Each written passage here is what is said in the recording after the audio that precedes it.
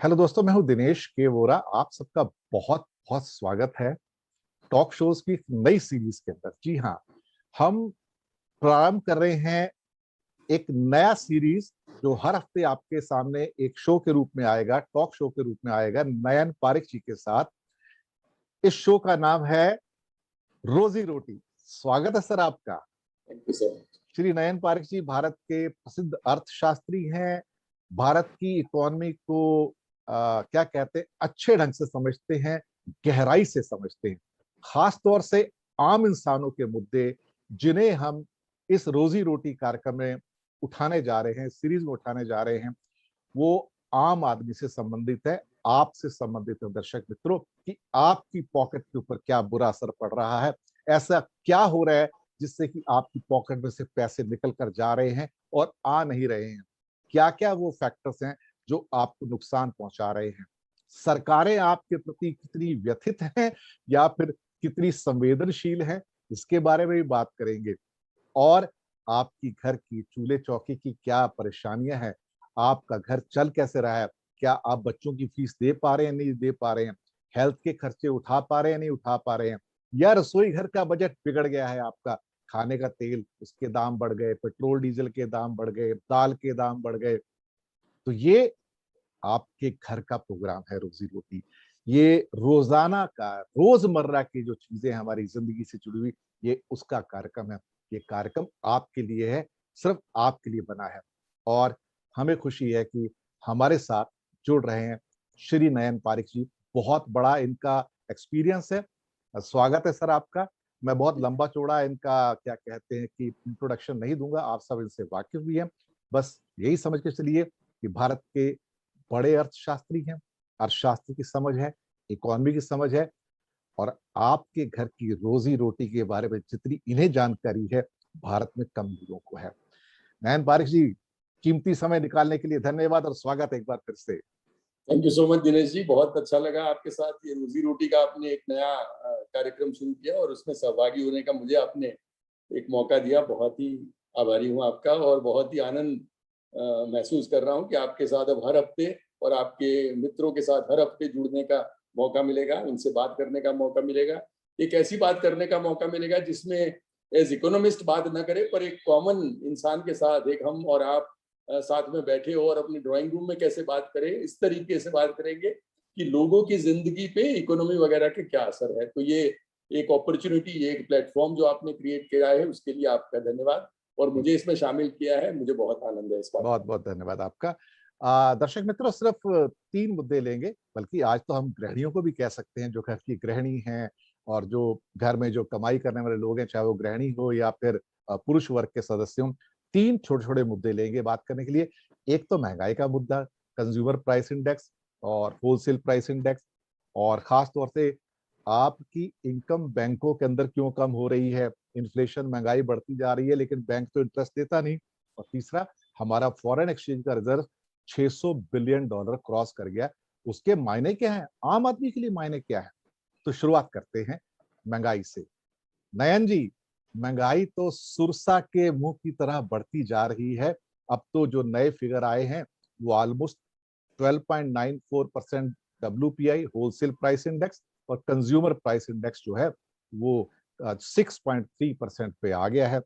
लेकिन हमारी पॉकेट तो ढीली हो गई है, और गृहिणी की जो बेचारी की जो क्या कहते हैं मजबूरियां हैं, उसे समझ नहीं आता कि दाल में कटौती करे या सब्जी में कटौती करे या खाने के तेल में कटौती करे। ये महंगाई डायन खाए जाता है, एक गाना भी आया था पहले। आपकी शुरुआती टिप्पणी लेते हैं।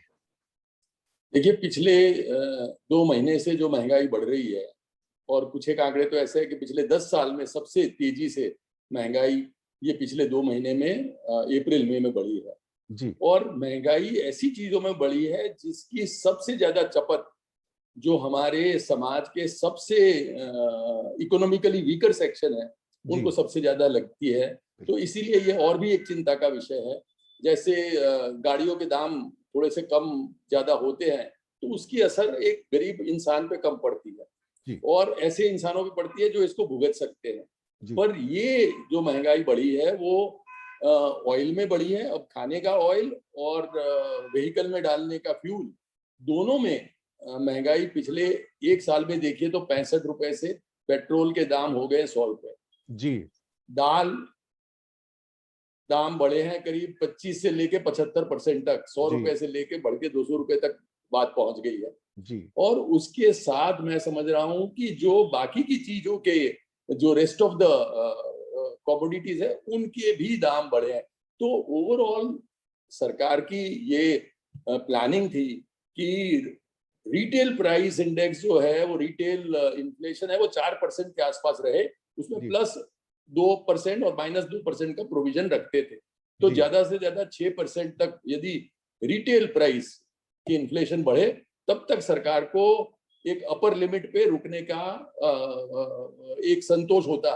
पर जी। अब जाके 6.3% जो बढ़ी है जी। इस पिछले महीने में, उससे मेरे ख्याल से जो हमारी एक तो तैयारी थी कि भाई थोड़ी सी इन्फ्लेशन बढ़ेगी, जी। क्योंकि सरकार का अभी रवैया डेवलपमेंट की ओर है कि जी। इकोनॉमी तेजी से आगे बढ़े, और उसके कारण वो इंटरेस्ट और इजी मनी की पॉलिसी करके एक तेजी देना चाहती थी जीडीपी ग्रोथ में। पर पिछले 2-3 महीने में जो दूसरी लहर आई है उसके कारण लग रहा है कि अब सब इकोनॉमिस्ट, सब वर्ल्ड ऑर्गेनाइजेशंस, वो सब अब हमारे जीडीपी रेट को कहीं सिंगल डिजिट पे ले आए हैं कि जी। करंट ईयर में हम लोग 9% के आसपास कहीं बढ़ने की संभावना है। तो वो डबल डिजिट वाला ग्रोथ नहीं रहा। जी। तो एक तो ग्रोथ इतना नहीं बढ़ा जितना कि हमको उम्मीद थी, और दूसरी तरफ महंगाई उतनी बढ़ी जितनी हमको उम्मीद भी नहीं थी। जी। हमको लग रहा था कि 6% से ज्यादा नहीं बढ़ेगी, उसके 6% को क्रॉस कर गई है, और वो भी ऐसी चीजों में क्रॉस कर गई है। देखिए पेट्रोल डीजल के दाम जो है वो कास्केडिंग इफेक्ट लाते हैं इकोनॉमी में। मतलब कि एक ही चीज आपको 5 बार मारती है। एक तो पेट्रोल डीजल आप डलवाते हैं तब आपको असर करता है, दूसरा जब आप कुछ भी फूड ग्रेन्स लेते हैं तो देखिए आप चीजें ऐसी जी। कंज्यूम करते हैं जो आपके आसपास तो बनती नहीं है। तो जी। कहीं 100 किलोमीटर से, 500 किलोमीटर से, 1000 किलोमीटर से यदि बिल्कुल। आपके पास लाएंगे और उसमें जो पेट्रोल और डीजल का यूज होगा उसके दाम बढ़ेंगे, तो आपके हर चीज जो आप कंज्यूम करते हैं, जी। आप यदि समर में मैंगो खाते हैं तो वो भी दूर से आएगी, वो असर करेगी। आप दाल लेते हैं उस पर असर करेगी।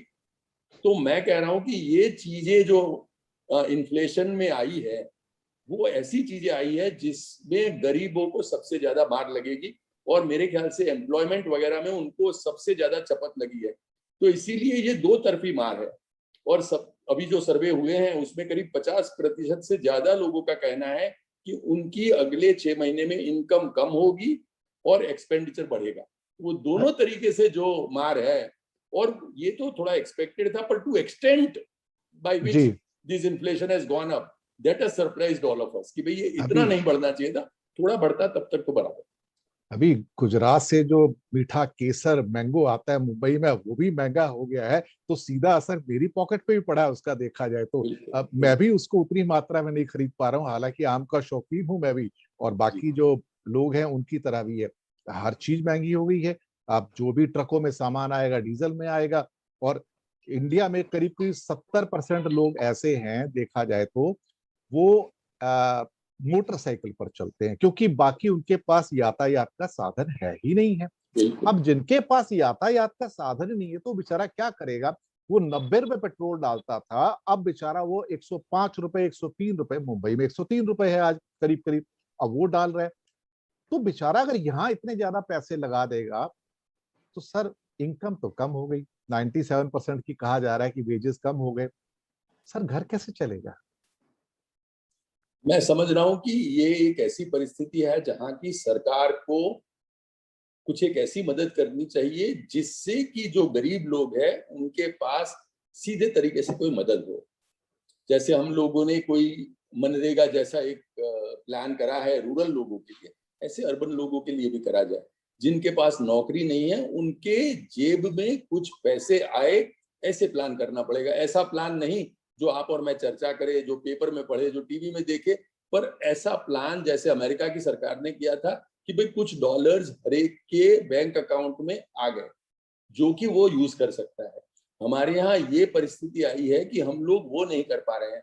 तो सरकार के जो मन में है कि यदि आम आदमी को मदद करनी है, जो बिछड़े हुए लोग हैं उनको मदद करनी है, तो कोई एक ऐसा उपाय ढूंढना पड़ेगा, कोई ऐसा जरिया ढूंढना पड़ेगा जिसमें कि जिनके पास नौकरी नहीं है, जिनके थोड़ा सा इंटरेस्ट था वो भी कम हो गया है, और जहां दाम सब बढ़ रहे हैं, आपने जैसे कहा उसको मोटरसाइकिल लेके कहीं अपनी नौकरी के तलाश के लिए भी जाना है, तो उसको महंगा पेट्रोल डलवाना पड़ेगा। तो वो सोचेगा कि मैं डालूं या न डालूं पेट्रोल, और यदि उसके कारण उसके पास जो एक अपॉर्चुनिटी नौकरी की आती, वो भी शायद चली जाती है। तो एक हम लोग आम, शायद आप मैं ना खाएं तो ज्यादा असर नहीं होगा, पर वो एक ऐसा इंसान जो कि 1 लीटर पेट्रोल नहीं डलवा सकता अपनी मोटरसाइकिल के लिए, और उसके लिए उसकी नौकरी नहीं जाती है, नौकरी नहीं मिलती है, तो मेरे ख्याल से वो हमारे सबके लिए चिंता का विषय है। और सरकार को इस बारे में कुछ एक खास चीजें करने की जरूरत है, क्योंकि आप इकोनॉमी बढ़ाने की कोशिश कर रहे हैं, बहुत अच्छा है। आप इसके लिए इन्फ्लेशन थोड़ा सा बढ़े उसके लिए तैयारी कर रहे हैं, वो भी अच्छा है। पर यदि हम देख रहे हैं कि इन्फ्लेशन ज्यादा बढ़ रहा है, हम देख रहे हैं कि जीडीपी का ग्रोथ कम हो रहा है, तो सरकार को कोई ऐसी चीज करनी ही पड़ेगी जिसके कारण ये एक जो हम लोग पूरी लाइफ टाइम में हम लोग सबसे ज्यादा जो विपदा वाला साल इस साल देख रहे हैं, वहां सरकार का कोई मरहम लगे, वहां लोगों को कोई राहत पहुंचे। और तो और अभी आज मैं कुछ यंग गृहिणियों से बात कर रहा था जिनके छोटे बच्चे हैं, और उनके बच्चे कोई पहली क्लास, कोई तीसरी क्लास, कोई 5वीं स्टैंडर्ड में, 7वीं में। अब नया सेशन स्टार्ट हुआ है एजुकेशन का, तो उन्होंने मुंबई में बुक्स खरीदी हैं। वो कहते हैं कि पिछले साल की अपेक्षा 25 से 30% उनकी बच्चों की किताबें महंगी हो गई हैं। जो अभी मतलब कई हजार रुपए की उनकी किताबें, और वो 1 साल का पूरा सामान आया है, यूनिफॉर्म वगैरह, और साथ में हेल्थ के एक्सपेंसेस इतने बढ़ गए हैं। तो ऐसे में अगर सरकार की ओर से बिल्कुल भी राहत नहीं मिलती है, जो कि कहीं मिलती नजर नहीं आती है, तो सर आम इंसान, अब ये इन्फ्लेशन में ये फिगर तो आते नहीं कि बच्चों की किताबों के पैसे बढ़ गए, हेल्थ के वो सारी चीजें जो हमारे खर्चे बढ़ते जा रहे हैं। तो हम तो देखा जाए, आम आदमी तो अपनी फाइनेंशियल जो कंडीशन है बहुत कमजोर हो गया है, जर्जर हो गया है। ये जर्जर व्यक्ति जो है, ये इकोनॉमी को संभाल कैसे सकता है सर? जो सरकार उम्मीद करती कि ये दोबारा से लोग आएंगे, फेस्टिवल सीजन आएगा, लोग खर्चा करेंगे, इनके पास बचेगा क्या जो आपकी इकोनॉमी को कंधा दे पाएंगे सर? सब इकोनॉमिस्ट और सब जो गवर्नेंस में है वो मानते हैं कि रूरल डिमांड हमारी जो है वो इस 2-3 महीने में और आगे के 6 महीने में बहुत ही ज्यादा अफेक्ट होगी, और ये रूरल डिमांड जो अफेक्ट होगी उसका हमारी इकोनॉमी पे असर पड़ेगा, और उसी के कारण हम सब अपने पूरे सोसाइटी का ग्रोथ, देखिए हम लोग बात तो गरीबों की कर रहे हैं कि भाई उनको मदद करना है, पर गरीबों को जब तक मदद नहीं करेंगे तब अपने आप को आप मदद नहीं कर पाएंगे। हमारे जो ज्यादातर पॉपुलेशन है वो कहीं मिडिल क्लास और बिलो पॉवर्टी लाइन के आसपास है, और यदि वो लोग वो लोग स्ट्रांग नहीं होंगे, वो लोग वीक रहेंगे, तो वो जैसे कहते हैं कि the strength of the chain is as much as the strength of the weakest link. तो यदि एक वीक लिंक को हम वीक छोड़ देंगे और मानेंगे कि सिर्फ इनको तकलीफ है, तो हमारी ये सबसे पहली गलती है। हम लोगों को मानना पड़ेगा कि एक यदि इंसान नहीं खा पाता है कहीं भी पूरे देश में, तो मैं और आप भी कुछ हद से, कुछ तरीके से, कुछ एक्सटेंट से हम भी सफर करेंगे। आज नहीं तो कल करेंगे, कल नहीं तो परसों करेंगे।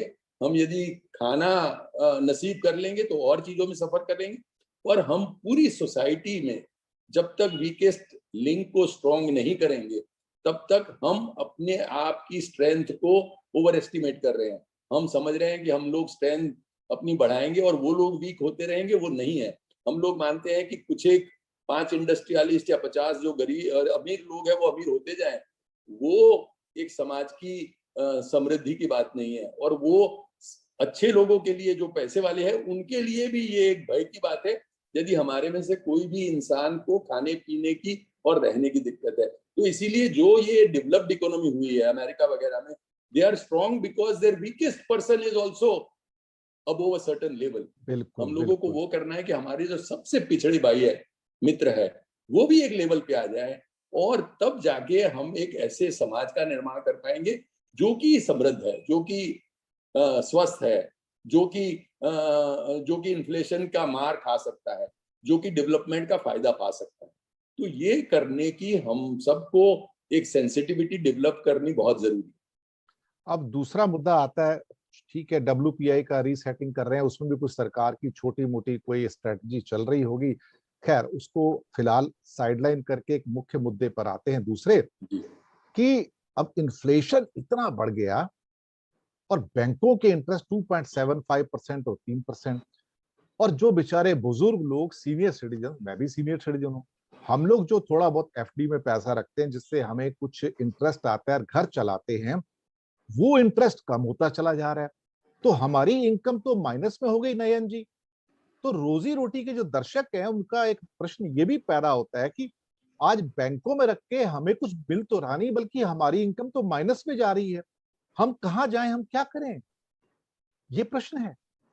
देखिए, मैं देख रहा हूँ कि कहीं डेवलप्ड इकोनॉमी में जाता हूँ मैं, जैसे अमेरिका में गया, यूरोप में गया, तो मैं देखता हूँ कि वहाँ जो ट्रैवल हमारे मदद करने वाले लोग होते हैं, जो हम लोगों को जगह दिखाते हैं, बाकी की मदद करते हैं, वो सब 65, 75 ईयर्स के होते हैं। तो हम लोगों को अपनी सेहत को ठीक रखना पड़ेगा। हम लोगों को ये समझना पड़ेगा कि हम लोगों को अब जब तक जिएंगे तब तक कुछ ना कुछ काम करना पड़ेगा, अपनी रोजी रोटी का ख्याल रखना पड़ेगा। वहाँ जैसे देशों में इंटरेस्ट रेट है ही नहीं, तो वो जो इंसान वहाँ 75 साल का है, वो भी अपना एक तो सोशल सिक्योरिटी से कुछ पा लेता है, और उसके बाद के जो भी अपने घर के खर्चे हैं वो अपना काम करके निकालता है। हमारे यहाँ सोशल सिक्योरिटी की व्यवस्था आप देखते हैं कि बहुत कम है, और आपने यदि नौकरी की, बिजनेस किया, सरकार को टैक्स दिया, और उसके बाद यदि आपको कहीं जरूरत पड़ी, तो प्रोविडेंट फंड के अलावा आपके पास कोई ज्यादा उपाय नहीं है। जैसे आपने कहा, आप समझते हैं कि यदि आपने बैंक में एफडी में रख दिए पैसे और उसके कारण आपकी पूरी जिंदगी आप निकाल पाएंगे, वो मेरे ख्याल से हम लोगों को एक बार, हमारे सभी मित्र जो ये देख रहे हैं, उसको एक बार रिव्यू करने की जरूरत है।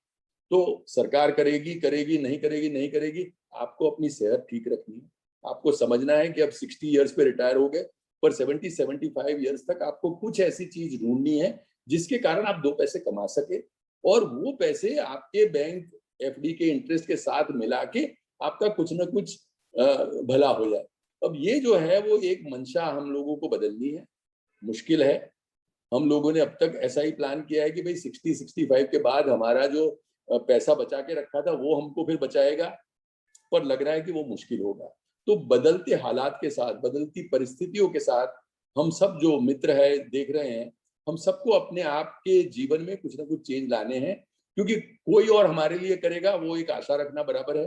करे तो बहुत अच्छा है, सरकार करे तो उनका फर्ज है, पर हम लोगों को तो अपनी जिंदगी को संभालना है, हम लोगों को इसको ठीक से चलाना है। तो हम लोगों को एक रियलिटी ये एक्सेप्ट करके अपने आप को एक नए तरीके से, नई दिशा में ढालना है, वो एक बहुत जरूरी है।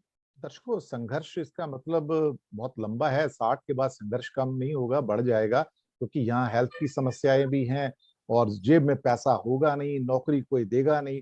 तो क्या ऐसा कुछ किया जाए जिसके द्वारा कि कुछ 2 पैसे आ जाए, क्योंकि ये उम्मीद करना कि सरकार आके आपको सुविधाएं देगी, तो शायद वो ऐसा लगता है कि फिर आप चांद की तमन्ना कर रहे हैं या सूरज की तमन्ना कर रहे हैं। मत कीजिए, वो आपको नहीं मिलेगा। लास्ट मुद्दे पे आते हैं, थोड़ा सा टेक्निकल भी है, लेकिन अल्टीमेटली वो भी कहीं ना कहीं हमारी देश की अर्थव्यवस्था की सेहत से जुड़ा हुआ है। हमारा फॉरेन एक्सचेंज का भंडार 600 बिलियन डॉलर क्रॉस कर गया।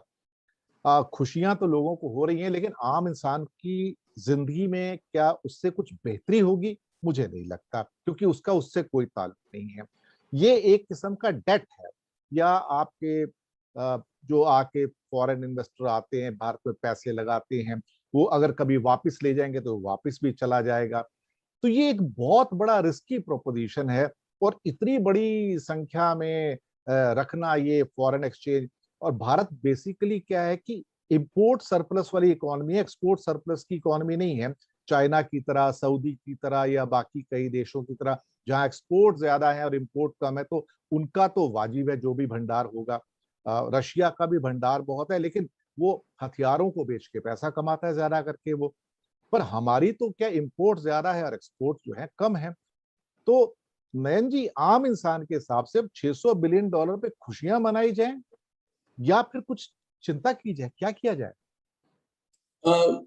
उसको एक थोड़ा सा आपने तो खैर बहुत ही अच्छे तरीके से इसका एक बैकग्राउंड क्रिएट कर लिया, तो मैं भी समझ रहा हूँ कि इसको पहले तो एक हम समझ ले कि इसका मतलब क्या है। 600 बिलियन डॉलर हुआ, इसका मतलब क्या है कि हम पहले वो 5 देशों में शामिल हो गए कि जिसके फॉरेन एक्सचेंज रिजर्व्स विश्व में सबसे ज्यादा है। 600 बिलियन डॉलर के प्लस का जो क्लब है, रशिया के साथ हम बरोबर हो गए और रशिया और हम करीब 605 बिलियन डॉलर पे आ गए। और ये फॉरेन एक्सचेंज रिजर्व्स के प्लस क्या पॉइंट है कि भाई आपके जो इंपोर्ट बिल है उसके लिए आपके पास सफिशिएंट फॉरेन एक्सचेंज रिजर्व्स है।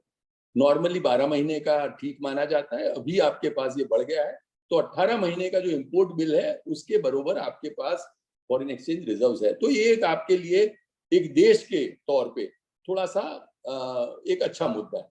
सामने इसके जो नेगेटिव पॉइंट्स है या इसके जो भय स्थान है जो आपने सही तरीके से पहचाने, वो हम लोगों को देखने की जरूरत है। एक तो ये कि आपने कहा कि भाई ये हमारा खुद का कमाया हुआ है कि नहीं, तो फॉरेन एक्सचेंज रिजर्व भी ऐसा होता है जैसे हम कमाते हैं, खर्चा करते हैं, जो बचता है वो हमारा रिजर्व है। फॉरेन एक्सचेंज खाते में हम लोग जो भी एक्सपोर्ट करते हैं उससे हमको फॉरेन एक्सचेंज आता है, जो इम्पोर्ट करते हैं उससे जाता है।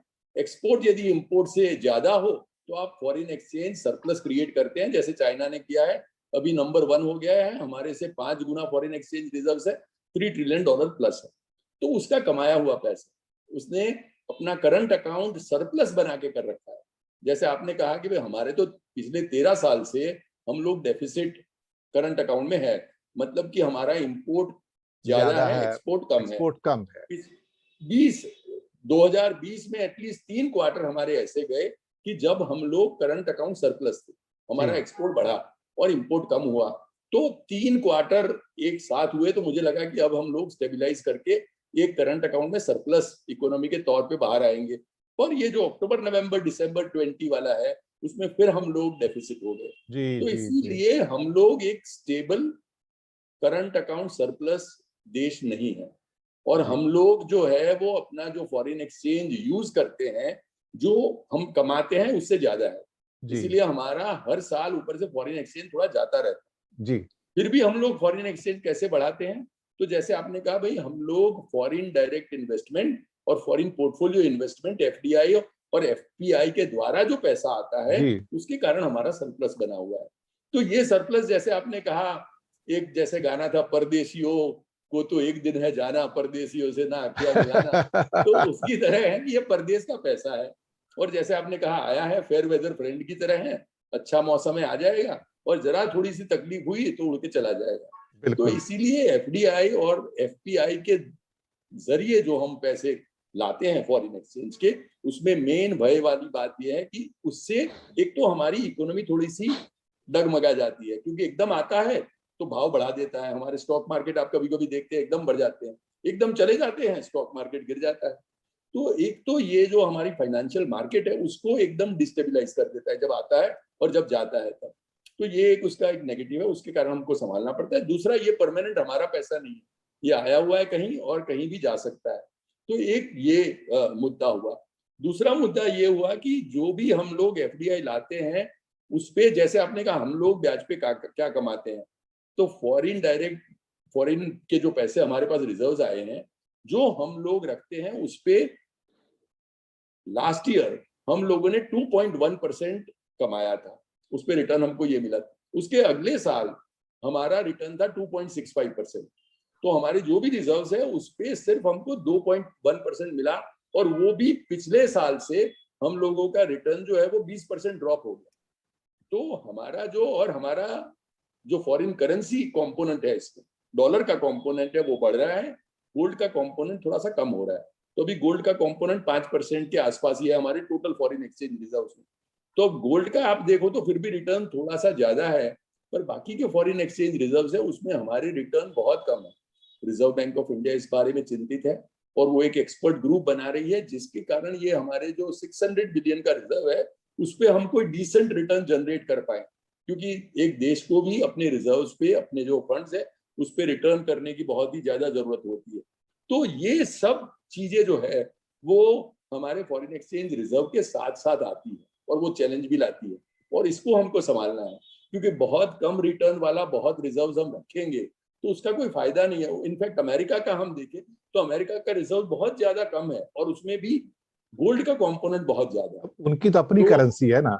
बिल्कुल, और उनकी खुद की करेंसी है डॉलर की, तो वो जो है एक अलग है। हमारा जो है, और हम लोग जो करंट अकाउंट में डेफिसिट है तो इसीलिए हम लोगों को we have to take these foreign exchange reserve swelling with a pinch of salt. ये बड़ा है, पर इसको हम लोग अपनी एसेट माने, लायबिलिटी माने, इसको एक एडवांटेज माने, डिसएडवांटेज माने, इसको एक मिक्स्ड बैग है और उसको हम लोगों को इस तरीके से ट्रीट करना पड़ेगा। बिल्कुल आपने सही कहा कि इसके ऊपर सिर्फ खुशियां मत मनाइए, ये खतरे की घंटी भी है और कई बार ये तलवार लटकी रहती है ना सिर पर, ये उससे भी ज्यादा खतरनाक है।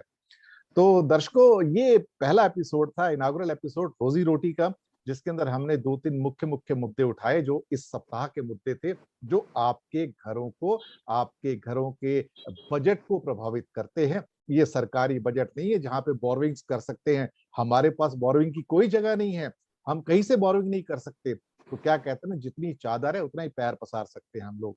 तो जाने से पहले कोई छोटी सी टिप्पणी नयन जी आपकी ओर से दर्शकों के लिए। मेरा कहना है महंगाई बढ़ेगी, आगे ओ, के दिनों में तकलीफ ज्यादा आएगी। हम लोगों को सबको अपने आप को इसके लिए तैयार करना है। कोई मदद आएगी वो समझ के हम लोग यदि बैठेंगे और अपने आप को ये परिस्थिति के लिए तैयार नहीं करेंगे तो हम लोगों को ये तकलीफ और भी परेशान कर जाएगी। जैसे आपने कहा, हमारा हेल्थ का बजट इस टाइम पे रखना है, क्योंकि कभी भी हेल्थ की कोई आपदा आ सकती है और तब हमारा जो फ्रीडम है वो बहुत कम है। हम लोगों को वो तो खर्चा करना ही पड़ेगा। हर रोज के खर्चे में हम लोगों को देखना पड़ेगा कि दाल महंगी हुई है पर सब्जी इतनी महंगी नहीं हुई है, तो सब्जी खाएं, दाल थोड़ा सा कम करें। अब ये सब जो डिसीजंस है वो एक हम लोगों को सबको अपनी रोजी रोटी के हिसाब से लेने हैं और अपने बजट को संभाल के लेने हैं। मैं तो ये कह सकता हूँ कि फूड बास्केट में कुछ एक चीजें ऐसी हुई है जिसमें दाम थोड़े से कम बढ़े हैं। बढ़े नहीं है ऐसा नहीं है, पर कम बढ़े हैं। उस चीजों को हम थोड़ा सा अपने किचन में ज्यादा ले आए, उस चीजों को ज्यादा कंज्यूम करें। जो पल्सेस खाएं तो खाएं, पर पल्सेस और ऑयल दोनों के दाम इतने बढ़े हुए हैं कि हमको एक ऑल्टरनेटिव ढूंढना पड़ेगा। तो ये कंटिन्यूअस प्रोसेस है, ये थोड़ी सी जद्दोजहद है, हमको करनी है, साथ मिलके कर लेंगे। थोड़ा सा बुरा वक्त है, पर मैं समझ रहा हूँ कि और अगले 6 महीने संभाल लेंगे तो उसके बाद परिस्थितियां थोड़ी सी सुधरेगी। तो ये था एक टिप नयन जी के द्वारा आपके लिए दर्शक मित्रों। लेकिन ध्यान रखिएगा कि कुछ की महंगाई थोड़ी कम बढ़ी है, कुछ की महंगाई ज्यादा बढ़ी है, लेकिन एक चीज जो बिल्कुल नहीं बढ़ी है वो है आपकी तनख्वाह यानी कि सैलरी। ध्यान रखिएगा, ये बड़ा एक एडवर्स इम्पैक्ट वाला ये एरिया है। तो बहुत सोच समझ के आगे बढ़िएगा, बहुत सारे खर्चे आपका इंतजार कर रहे हैं। तो रोजी रोटी का ये अंक आपको कैसा लगा, हमें भेजिएगा फीडबैक, हमें बताइएगा, मेल कर सकते हैं, नीचे मेल एड्रेस भी हम देने जा रहे हैं। तो आप वहां पर मेल कर सकते हैं, बता सकते हैं, और बाकी नीचे कमेंट्स कॉलम में भी डाल सकते हैं। कोई आपका सुझाव हो वो भी आप लिख सकते हैं। तो दर्शक मित्रों, हम लेंगे आपसे इजाजत रोजी रोटी के इनागुरल यानी कि पहले शो के बाद। अगले मंडे को आपको वहां से लगातार ये शोज फिर से मिलेंगे। हर हफ्ते में एक बार, हर मंडे को आपका ये शो अपलोड होगा शाम को, जहां पे आपको हफ्ते की महत्वपूर्ण जानकारियां आपकी रोज की रोजी रोटी से संबंधित आपको मिलेंगी। तो मिलते हैं आपसे बहुत जल्दी अगले कार्यक्रम के अंदर। शुक्रिया आपका बहुत बहुत। Thank you so much.